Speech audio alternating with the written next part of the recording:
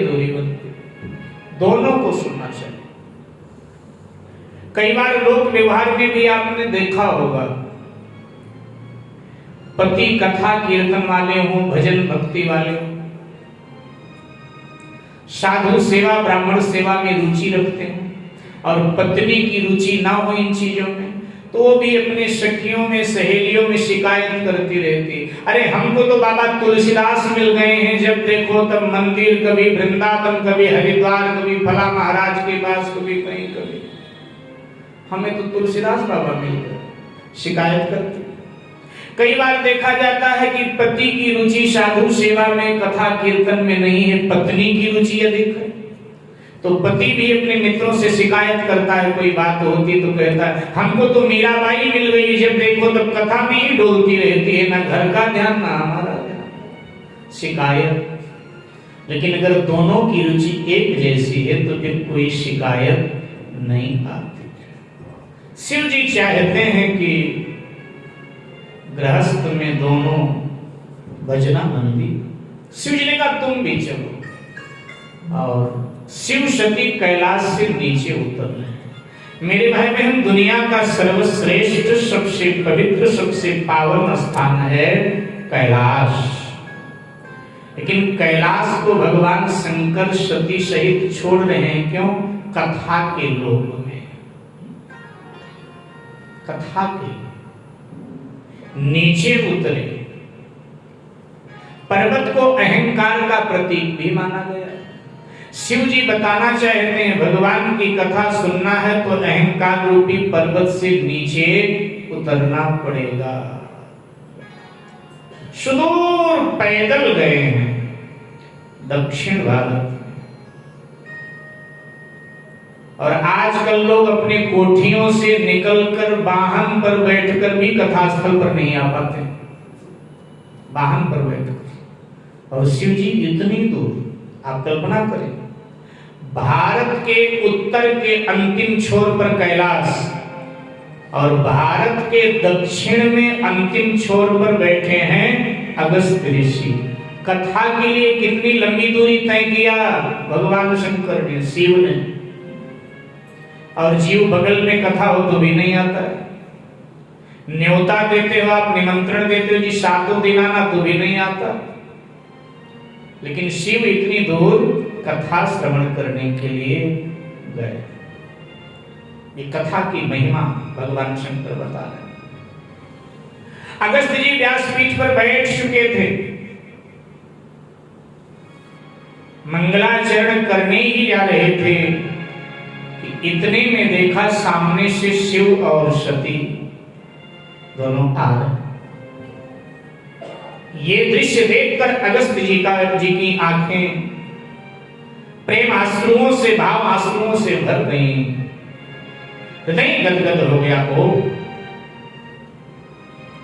भगवान शिव सती व्यासपीठ छोड़ दिया, दौड़कर शिव सती को प्रणाम किया, ला करके बिठाया।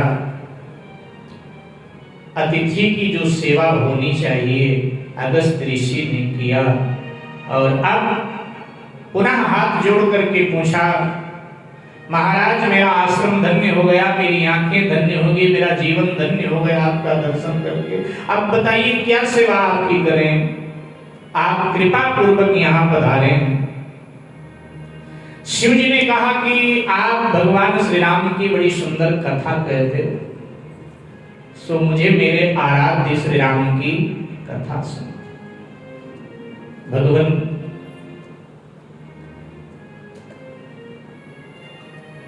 आपसे श्रेष्ठ तो मैं नहीं कह पाऊंगा, लेकिन आपने कहा है तो वाणी को धन्य करने के लिए मैं जरूर राम कथा गाऊंगा।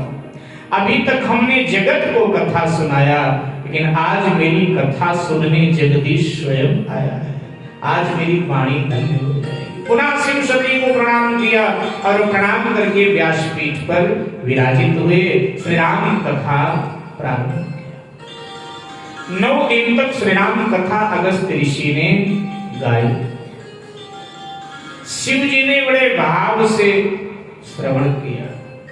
जब कथा की पूर्णाहुति हुई तो शिव जी ने कहा कि बाबा आपने 9 दिन हमें राम कथा सुनाई है, दक्षिणा में मैं आपको क्या दूं? अगस्त ऋषि ने कहा भगवान कुछ नहीं चाहिए, आपने मुझ जैसे साधारण व्यक्ति से कथा श्रवण किया, बस यही दक्षिणा है महाराज, मुझे कुछ नहीं, मैं साधु हूं, मैं क्या करूंगा दक्षिणा ले? शिव जी ने कहा नहीं, आपको नहीं चाहिए लेकिन मुझे तो देना पड़ेगा, क्योंकि शास्त्र कहता है कि कथा सुनने वाला, कथा कहने वाले को पूर्णाहुति पर कुछ दक्षिणा अवश्य दे, तभी उसे कथा का पुण्य प्राप्त हो सकता है। अगर दक्षिणा नहीं देता है तो कथा का पुण्य नहीं मिलता है। तो मुझे कथा का पुण्य लाभ मिले, इसके लिए आप दक्षिणा स्वीकार करें, लेना पड़ेगा। मेरे लिए क्या दूं? अगस्त जी ने कहा महाराज अगर ऐसी बात है तो मैं क्या बताऊं, क्या दूं आपको? अगर देना ही है महाराज तो आप अपने ढंग से दे दीजिए, जो मेरे लिए उचित लगे कि ये इसे देना चाहिए वो आप मुझे दे दो और मैं उसको श्रद्धा से स्वीकार करूं। शिव जी ने विचार किया ये साधु है और साधु को तो भगवान की भक्ति चाहिए। अच्छा, भगवान की भक्ति अभी हम बोल आए हैं प्रवचन में कि भगवान की भक्ति शिव जी ही देते हैं। तो शिव जी ने अगस्त जी से कहा कि जिन श्री राम की आपने हमें कथा सुनाई है, उन श्री राम की भक्ति हम दक्षिणा में आपको प्रदान करते हैं। अगस्त ऋषि ने स्वीकार किया, महाराज मैं धन्य हो गया, धन्य हो गया। और यहाँ से अगस्त ऋषि से विदा लेकर शिव सती चल पड़े। राम कथा मुनि वरज बखानी, राम कथा मुनि वरज बखानी। सकाइए, राम कथा मुनि वरज बखानी, राम कथा मुनि वरज बखानी। सुनी महेश परम सुख भानी, सुनी महेश परम सुख भानी, सुनी महेश परम सुख भानी, सुनी महेश परम सुख भानी। मेरे भाई बहन,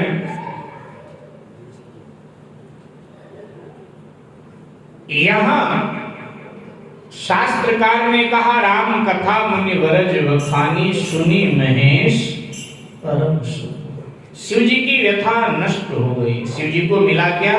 परम सुख, परम शांति की प्राप्ति हुई। अब यहाँ एक प्रश्न खड़ा हो गया, कथा में कितने लोग बैठे थे अगस्त जी के सामने? आजी 2 लोग, शिव सती। पार्वती तो अभी बनेगी, आज अभी सती है। शिव सती बैठे थे कथा में। लेकिन जब शास्त्रकार ने तो कहा कि अगस्त जी ने कथा कही और शिव जी ने सुना, उन्हें परम सुख, परम शांति की प्राप्ति। सती जी का नाम श्रोता में है ही नहीं। सती जी का नाम क्यों नहीं?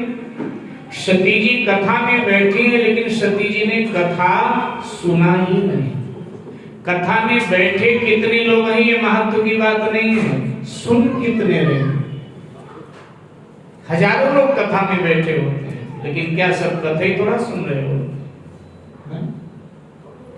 तो सुना केवल शिव जी ने, इसलिए शिव जी का नाम आया कि शिव जी ने सुना, सती ने नहीं सुना। क्यों नहीं सुना? ध्यान दीजिएगा, यहां से कुछ सूत्र निकल रहे हैं जीवन से संबंधित हमारे। जो भूल सती जी ने किया हमें नहीं करना। सती जी ने क्यों नहीं सुना? साधु की सरलता को देख करके सती जी ने संत पर संदेह किया। साधु सरल ही होना चाहिए। लेकिन जैसे साधु की सरलता को देख करके सती ने संदेह किया, आज का जमाना भी जो सरल है उसे साधु मानता ही नहीं। ये तो ऐसे ही होंगे। तुलसी है संसार में पाखंडी की मां, सरल को आदर देते नहीं हैं, पाखंडियों को हम आदर देने लग जाते। ध्यान देना, कथाकार के लिए शास्त्र एक नियम देता है। कथाकार जब कथा कहने के लिए व्यासपीठ पर बैठ जाए तो शास्त्र कहता है कि फिर वो किसी को अभिवादन प्रणाम तब तक न करे जब तक वो व्यास गद्दी पर विराजित है। क्योंकि ब्रह्म पुराण में आया है व्यासाय विष्णु रूपाय, जब वो व्यासपीठ पर विराजित हो गया तो उतनी देर के लिए वो विष्णु स्वरूप है। इसलिए वो किसी को आयु में ज्ञान में उससे कोई श्रेष्ठ क्यों ना हो, लेकिन जब तक वो व्यासपीठ पर है तब तक उसे अभिवादन प्रणाम न करे। जब व्यासपीठ छोड़ दे, माने वक्तव्य पूरा हो गया, व्यासपीठ छोड़ दिया और फिर वो उसको यथोचित प्रणाम अभिवादन कर। लेकिन अगस्त्य जी ने क्या किया? अगस्त्य जी कथा कहने के लिए व्यासपीठ पर बैठ चुके थे, लेकिन जैसे शिव जी आए तो शिव सती को देख करके उन्होंने उस नियम की अनदेखी किया, व्यासपीठ छोड़ करके शिव सती को प्रणाम किया। अब इसका ये मतलब नहीं कि अगस्त्य जी को व्यासपीठ का नियम नहीं पता था, उन्हें पता था, लेकिन उन्होंने विचार किया ये नियम जगत के लोगों के लिए है। साक्षात जगदीश आया है, जिसने नियम बनाया वो साक्षात जब आ गया है तो उसके लिए क्या नियम, और उन्होंने दौड़कर वंदन किया। ये क्या थी? ये साधु की सरलता थी। लेकिन साधु की सरलता को देखकर सती ने संदेह किया, इसकी क्या कथा सुननी जब व्यासपीठ का नियम ही नहीं पता। अरे सुनने वाले बोलने वाले को प्रणाम करते हैं, यहाँ तो बोलने वाला ही सुनने वालों को प्रणाम कर रहा है। इसका मतलब इसको जब कथा का नियम नहीं पता तो कथा क्या सुनाएगा, क्या सुनना इसकी कथा। और सती जी ने कथा नहीं सुनी। दो अपराध हो गए। पहला अपराध साधु की सरलता का गलत अर्थ किया, और दूसरा अपराध कथा में बैठकर भगवान की कथा नहीं सुनी। और जब सुना नहीं तो नाम कैसे आएगा शास्त्र में, इसलिए नाम नहीं आया। तीसरी बात, जब सती जी कथा में आई थी शिव जी के साथ तो शास्त्रकार ने सती जी का बहुत सम्मान किया।